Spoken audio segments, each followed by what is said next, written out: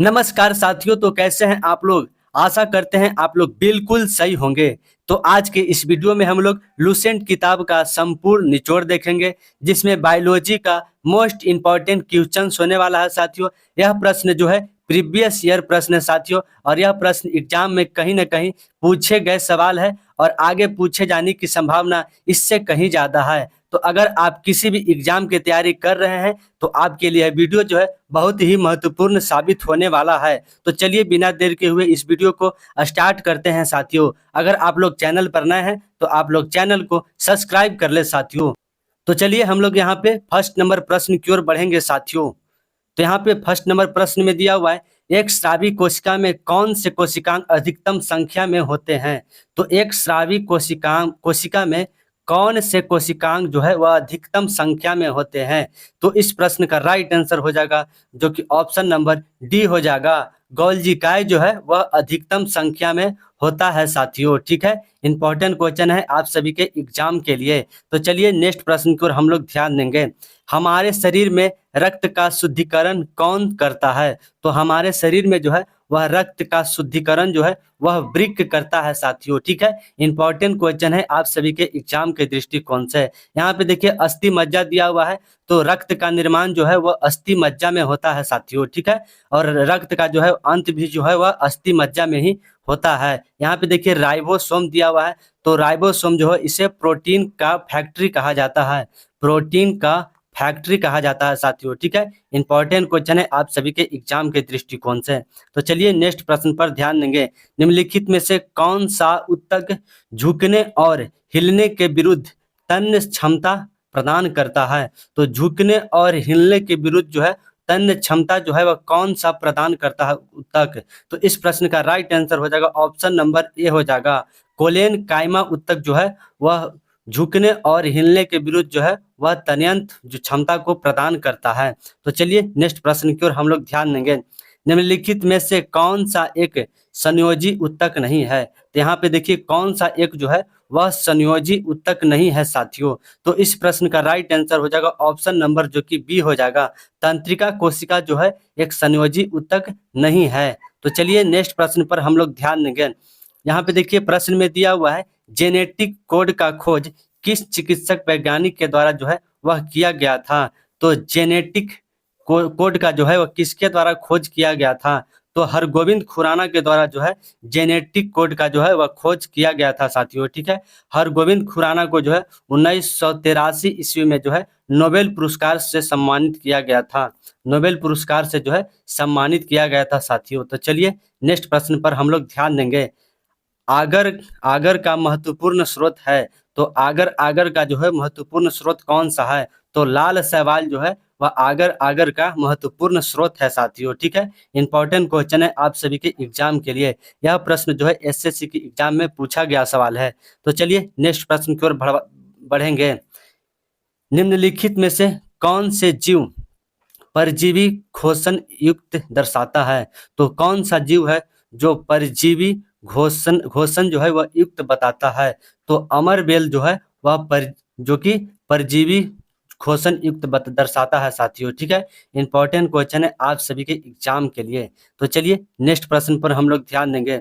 उत्तक का अध्ययन को जो है वो क्या कहा जाता है। तो उत्तर के अध्ययन को जो है हम लोग हिस्टोलॉजी के नाम से इसे जानते हैं साथियों। ठीक है, यहाँ पे देखिए सेरीकल्चर दिया हुआ है, तो रेशम कीट के अध्ययन को जो है सेरीकल्चर के नाम से जाना जाता है। तो चलिए नेक्स्ट प्रश्न पर हम लोग ध्यान देंगे। शिशुओं में कौन सा ऊतक मौजूद होता है। तो शिशुओं में जो है वह कौन सा ऊतक मौजूद होता है। तो ब्राउन वसा ऊतक जो है वह शिशुओं में मौजूद होता है साथियों। ठीक है, यहाँ पे देखिए सफेद वसा ऊतक दिया हुआ है, तो यह जो है यंग में जो है यंगेस्ट मैन में जो है यह जो कि सफेद वसा ऊतक जो है वह मौजूद होता है साथियों। ठीक है, तो चलिए नेक्स्ट प्रश्न पर हम लोग ध्यान देंगे। वह संवहनी पौधा जो बीजाणुओं द्वारा प्रजनन होता है। तो वह संवहनी पौधा जो बीजाणुओं द्वारा जो है वह प्रजनन होता है।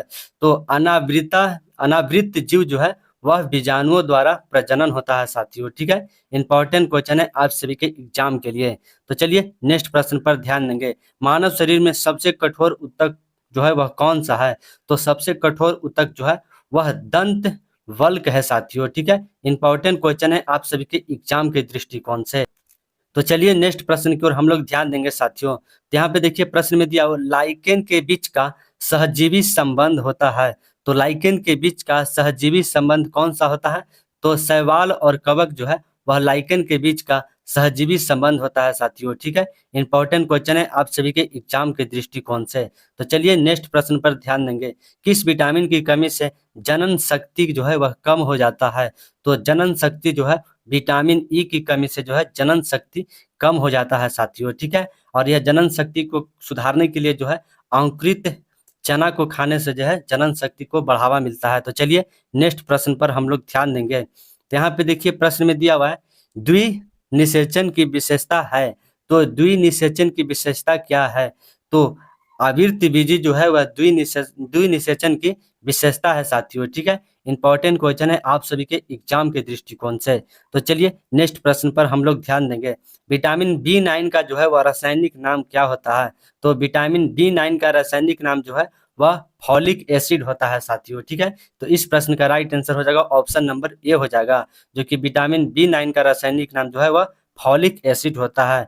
यहाँ पे देखिए बायोटिन दिया हुआ है, तो B7 का जो है वह बायोटिन होता है साथियों। ठीक है, पायरेडॉक्सिन दिया हुआ है, तो B6 का जो है रासायनिक नाम पायरेडॉक्सिन होता है। तो चलिए नेक्स्ट प्रश्न पर हम लोग ध्यान देंगे। किस वैज्ञानिक के द्वारा हैजा का टीका का जो है वह खोज किया गया था? तो रॉबर्ट कोच के द्वारा जो है हैजा का टीका का जो है वह खोज किया गया था साथियों। ठीक है, इंपॉर्टेंट क्वेश्चन है आप सभी के एग्जाम के दृष्टिकोण से।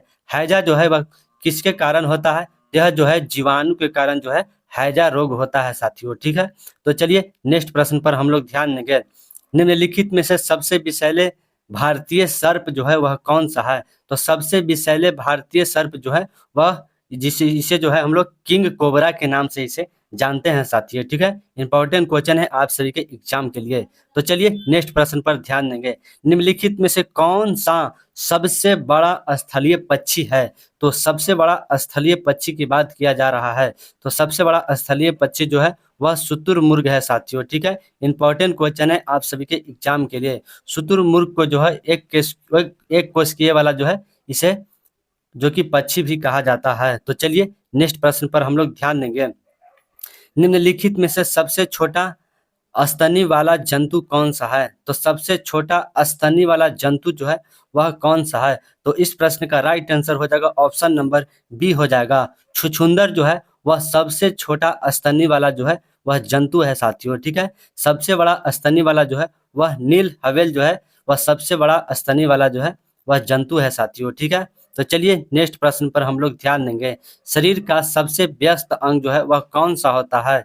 तो शरीर का सबसे व्यस्त अंग जो है जो कि हृदय को कहा जाता है साथियों। ठीक है, इंपॉर्टेंट क्वेश्चन है आप सभी के एग्जाम के लिए। तो चलिए नेक्स्ट प्रश्न पर हम लोग ध्यान देंगे। टोकोफेरोल किस विटामिन का जो है वह रासायनिक नाम है? तो टोकोफेरोल जो है वह किस विटामिन का रासायनिक नाम है? तो विटामिन ई का रासायनिक नाम जो है वह टोकोफेरल हो साथियों। ठीक है, इंपॉर्टेंट क्वेश्चन है आप सभी के एग्जाम के दृष्टिकोण से।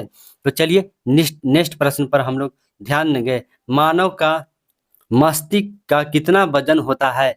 तो मानव का मस्तिष्क का जो है 1.4 केजी जो है वह मानव का मस्तिष्क का वजन होता है साथियों। ठीक है, इंपॉर्टेंट क्वेश्चन है आप सभी के एग्जाम के दृष्टिकोण से। तो चलिए नेक्स्ट प्रश्न पर हम लोग ध्यान देंगे। दाएं आलिंद एवं दाएं निलय के बीच कौन सा स्थित होता है? तो दाएं आलिंद एवं दाएं निलय के बीच जो है त्रिवलनी कपाट जो है वह स्थित होता है साथियों। ठीक है, बाएं आलिंद और बाएं निलय के बीच जो है द्विपीटक कपाट जो है वह स्थित होता है। तो चलिए नेक्स्ट प्रश्न पर हम लोग ध्यान देंगे। निम्नलिखित में से कौन सी प्रक्रिया उत्तक प्रवृत्ति एवं पुनर्निर्माण के लिए उत्तरदायित्व है? तो कोशिका विभाजन जो है वह पूरा निर्माण के लिए जो है वह उत्तक का जो है वह होता है साथियों। ठीक है, तो चलिए नेक्स्ट प्रश्न पर हम लोग ध्यान देंगे। तो विटामिन ए का खोज किस चिकित्सक वैज्ञानिक के द्वारा जो है वह किया गया था?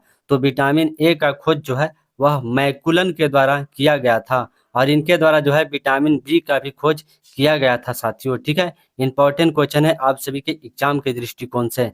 तो चलिए नेक्स्ट प्रश्न पर ध्यान देंगे। वायरस के कारण होने वाला रोग जो है निम्नलिखित में से कौन सा है?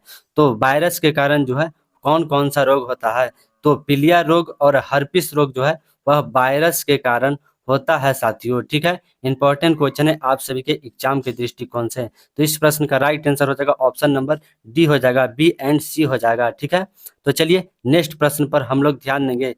किस विटामिन की कमी से जो है वह सूखा रोग होता है? तो सूखा रोग जो है वह किस विटामिन के कमी से जो है होता है? तो इस प्रश्न का राइट आंसर हो जाएगा ऑप्शन नंबर बी हो जाएगा, विटामिन डी के कमी से जो है सूखा रोग होता है साथियों। ठीक है, इस सूखा रोग में जो है पैर हाथ जो है वह सूख जाता है साथियों। ठीक है, तो इंपॉर्टेंट क्वेश्चन है आप सभी के एग्जाम के दृष्टिकोण से। तो विटामिन सी के कमी से जो है कौन सा रोग होता है?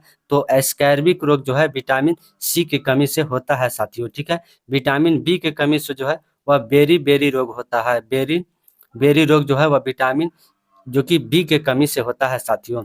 तो चलिए नेक्स्ट प्रश्न पर ध्यान देंगे।